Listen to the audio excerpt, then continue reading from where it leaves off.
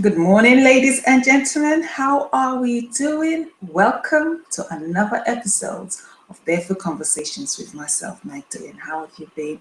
How was your week? How was your weekend? How are things going for you today? It's now Tuesday of the new week. Can you believe it? It's the 18th day in the month of July, the 7th month, the 18th day already. I swear it was just the 1st of July, literally yesterday. What's happening? Time's going so quick. How are you guys doing? How is everything? This is Magdalene at an IK Conversations, but also you may ask, who is Magdalene? Magdalene is an entrepreneur with two businesses. The first one is called Music Relief Foundation, that I founded from my own personal struggles in '98 when I found myself pregnant, and since then it's been a roller coaster of a ride. But now we're established, we're an organization working with young people to unleash their creative spirits, running music as therapy workshops to build confidence and to empower young people in order to live the life they were supposed to live. My second business, which was birthed out of the first one, is Magdalene, the transformation expert. I'm a coach, a mentor. I work with women who are struggling to find their purpose in life, helping them to identify, to connect, or reconnect in order for them to live a purposeful life. And that's what I do. So what are we talking about today? Today on Barefoot Conversations, I'm talking about where did it all go wrong? Where did it all go wrong? Some people may ask, what kind of a question is that? But that's a question I need to ask. And I remember I just said that to a friend of mine just this morning in my kitchen, actually, in my dining room. I said, where did it all go wrong? She was telling me about issues. Where did it all go wrong? When you look around you, things are not the way they're supposed to be. You have to question, don't you? You just really have to ask that question. What's going on? Where did it all go wrong? You see, two people get married and it's meant to be for better, for worse, till death do us part. But then along the lines, some people these days, the marriage doesn't even last 1 year, already it's divorce. Along the line, something happens. Along the line, something happens, and it's like that marriage that was meant to be for better, for worse. On the day of the marriage, everything was fine, everybody was all smiles. Now, it's like they're at wits' ends trying to kill each other if they could. You find children that you give birth to, a child that you went through the pain to carry. The mother carried a child for 9 months, however long you carried that child, and went through that pain to give birth to that child, either for natural birth or cesarean birth. And you go through those sleepless nights, changing the nappies, seeing that child learning to walk, to say their first word, go to nursery, go to reception, start school. And then, God forbid, that child grows up and begins to roam the streets, and God forbid the police comes knocking at your door saying either it's two things, either your child is wanted for murder, God forbid, or the child is dead. Where did it all go wrong? Where did it all go wrong? Where it's almost like you can't go out. You say you want to just go out for a night out with friends and family and just enjoy your weekend, enjoy yourself. Sick individual or individuals decide that no, we want to terrorize this country and just bring about chaos. And they go into their vans and just run into people just to take life, just because they want to cause atrocities. Where did it all go wrong? Where did it all go wrong? When now, I have to choose my words carefully, but I have to say it. When we are told in one hand, you have human rights, but then in the other hand, when you choose to exercise that human rights, you are then castigated in a sense. I talk about I think it's a couple, I don't know, they're not in London, but somewhere in the UK, Christian couple, who I think they make cakes. And they had a gay couple, I believe that's what the story was. I'm trying to just remember the story. Came to them and said they wanted them to make cakes for them, and they said they won't make cakes for them because they don't believe in this marriage that they're about to embark on, or something along those lines. And as a result of that, they were taken to court. It's their belief. You came into their shop. I believe that's how the story goes. You've come into the person's shop. You've requested, so the person has a right to either serve you or not serve you. And in this case, they have decided not to serve their beliefs. Why should they then be taken to court because they refuse to serve? But on the other hand, you are meant to embrace everybody because this person chooses to live their life in a certain way. You're meant to embrace them. But then if you say anything contrary to what this person is doing, investigate it. Where did it all go wrong? I really want to understand. Human rights should be human right. You should be. We live in a society that we have the right to say that which we choose to say, obviously within limits. You're not even with that, you still, especially with what happened with Grenfell Towers. Was it last month? Yeah, last month, with the anger of many of the residents and people around that our Prime Minister Theresa May was not acting in a manner that the community, society was requesting for her to act, and there was a lot of issues, people shouting Theresa May must die or that she must come down or so. But this is a freedom of speech. What I'm trying to say is that we have freedom of speech. We want to exercise that freedom of speech. Why is it that then we're then shut down? Why is it that we're then shut down? Where did it all go wrong? Where are we heading to? Where is society heading to? Where are we heading to when wrong has now become right and right has become wrong? When you try to say what you want to say based on your beliefs, you are told in a sense that you must hush hush, or you are way to court and being accused of not rendering a service. Surely what is good for the goose is also good for the gander. Is that not how it's supposed to be? Where did it all go wrong? When a parent is now afraid of his or her own child. When a child that was born today and people celebrated the birth of that child, then tomorrow, that same child that was born today become the terrorist and is now listed as FBI top 10 list of wanted criminals. Was born an adult. We didn't just drop from the sky. We started from a young age. We started from a seed and then grew and grew within the mother's womb and eventually was born into this world as a tiny baby. And one day after the other grew, became 1, 2, 10, 20, and on and on. Where did it all go wrong? That's what today's show is about. So let's go back to the beginning. I want to go back to the beginning for that we begin to understand certain things. Let's use the example of a child now. Because when I put on my hat as the founder and chief executive of Music Relief Foundation, working with young people, and as a parent as well, I'm really concerned when I see young people roaming on the streets, when you hear negative reports of young people doing so many evils, causing so many atrocities in the society. You just have to think about it, and you don't have to go far to see this evil taking place. And you're wondering, what can we do? But before we get to that point of what can we do, the question is, where did it all go wrong? What happened? Is it a child's fault? Is it the parent's fault? Is it the immediate family's fault? Is it the community's fault? Is it society as a wider whole's fault? Who is to blame for the wrong that has happened to this child? That's my question today. So as a parent out there, I want to ask you, when you have your child, what seed are you sowing into that child? When you give birth to your child, what seed are you sowing into the child that you've given birth to, that you've taken time to carry through, and then you bring this child into the world? What seed are you sowing into this child? What time and effort are you ensuring that you put in to ensure that this child that you've given birth to, you went through the pain to give birth to, becomes something in life? The thing is, as children, we want to explore, we want to push boundaries. And we want to do the opposite of what our parents are saying.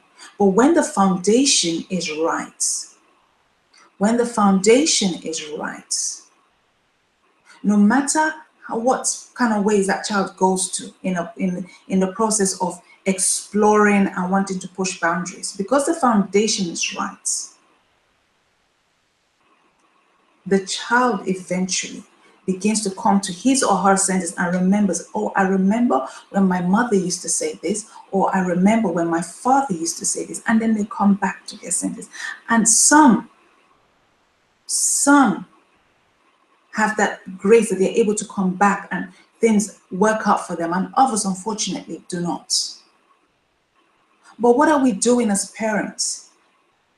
Easy as society to point a finger and say, you did not do this and you did not do that. But you have to remember, when you're pointing, these others are pointing back to you. They're pointing back to you. So be careful what you're doing when you're pointing your finger at somebody else. Their others are pointing back to you, looking right back at you. What are you doing? So for me asking this question, where did it all go wrong? I also have to look inside and say, what am I doing to ensure that I don't look into the future and then look back and say, oh, what else could I have done? Because we must show an example that is not only in words, in our deeds, in our actions. We must show the example, because the children are our leaders of tomorrow. I went to the bank on Friday. So I was in the bank on Friday. I was trying to sort some bits out on Friday. And I walked into the bank. The first thing that hits me, it's a small bank, small branch. The first thing that hits me was the smell of weed. It was so much. It filled the whole room, the whole banking hall. I was like, wow. So I literally opened it. I was like, whoa. To go in, I went into the bank. I was the next in line because, like I said, it's a small branch. I was the next in line. But the people that were front there they were so loud. So you had an elderly man with a grown-up son, and then one of the bank workers there. And so I wasn't there from the beginning, so I didn't know the whole half what was going on. But there was a lot of issues taking place. Hearing the son, the way the son was talking to his dad. So this is an elderly guy, probably in his mid-70s, early 80s, or maybe older. And then this is his son, who is also not a young man. Looking at him, he looks late 40s, early 50s, I would say. So I stood there now, just waiting quietly for my time. And the way this child, well, I won't say he's a child, he's a grown man. This man was talking to his father, because he is the of his dad to ensure everything goes along.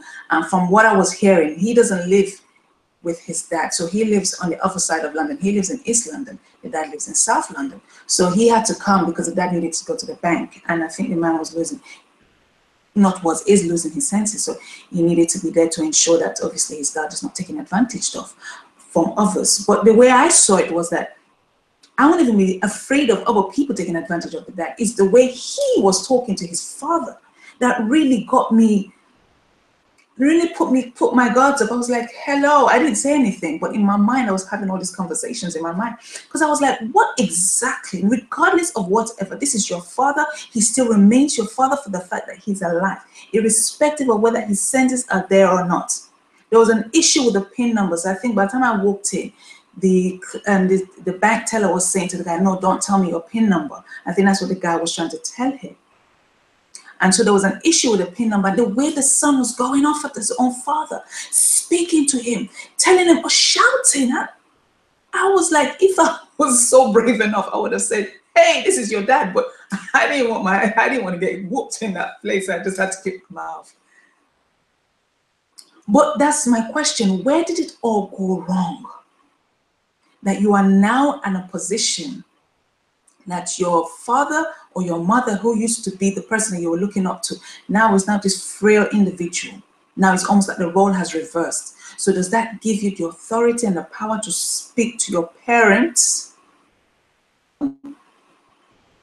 If this man at late 40s, early 50s could talk to his dad that way. So I'm trying to envisage when he was younger. Was he always like this? I don't want to judge, but I'm just trying to envisage it. But I can't, because obviously I wasn't there. So my question to us now, What can we do now? Now, when the children are still young, what seed can we sow into their lives now that will enable them to go down the right path? That irrespective of what may happen in the future, that they might do a detour, because I call it a detour, a slight detour, they're always guided back to the right path because they know the foundation in which they're coming from. When you decide to become a parent, it's not just about having a child. A child is not a handbag. A child is not a luxury accessory. A child is a living, breathing thing that requires your time, your energy, your attention, and everything else. So that's our first work, the first work that you could ever do. That's a full-time job in itself. And it doesn't end. So we must ensure that we continually pour out positive things, pour out greatness, pour out, success into this child. On Saturday, I announced it last week and I said it before. My organization had our showcase celebration of the young people of the work they've been doing called Don't Judge Me. And so they did a fantastic play. It was so great. It was such an eye-opener because it was presented in a manner that you won't expect it. In society, when we look at a person that is dressed immaculately and we see that person come across and we think that, yes, this person is the right person, the right candidate for the job, that's the first thing, because the first thing, regardless of how we want to say it, appearance is the first thing we see. You see a man in the street, you see a woman in the street. Before even talking to the person, before you knowing the character of that person, it's their first appearance, the appearance that you see first, and that's what draws you to that person before you decide you want to go to the next step with that person. And so in the play, you had this person nicely dressed, well-spoken and everything, that this person came across, and this person was given the job. But then when they later on found out that this person, all the credentials that they'd given were all fake, the true colors of this person came out. So is it not that's even more dangerous, that we are in a society now that people are now so good at deception that they pretend to be somebody else in order for them to get what they want. And when they finally get what they want, colors comes out. That is very dangerous. That is very dangerous. You see many people marrying today. Many marriages taking place today. Weddings, shall I say, weddings, not marriages, weddings, many weddings taking place today, but there is no marriage because one of the party has ulterior motives. In some cases, both parties know about it, and so one person is there, has been hired to help. In the other cases, one party doesn't even know about it, and that the wedding is there purely because the other individual has an ulterior motive. They want to secure their status within the country. And so you do that out of deception, making the other party feel that there is love. This marriage we're about to embark on is for life, or as much as life as we have together. But then later on, your true colors come out. What joy do we derive from that? In seeing somebody else suffer because of our own selfish ambitions. Where did it all go wrong? When we are no longer satisfied in being the true person that we're supposed to be. But now we're turning what is now wrong to become right. And now that has become the norm. Where did it all go wrong? When you can no longer express yourself, not in a rude way, may I add, civil way, so that your point comes across. But even with that,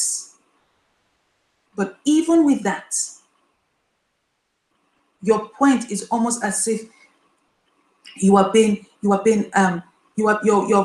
words you use are almost turned against you. Where did it all go wrong? Why have we now become a one-sided society? And we're deriving evil rather than the good. So what hope do we have for our future leaders? If all they see around us is evil, how can we then say to them, do this? So we're telling them, do what I say, but don't do what I do. But then that's the lie, because a child will not do what you say. They will do what you do. That's what they will do. So we must understand that if we're going to pass along a message, that message must be coherent with what we say and what we do, because the children are looking. What messages are we passing across? We can't then offer one law and say this is law, and then on the other hand, we're breaking that law. And where one person is suffering while the other person benefits from it.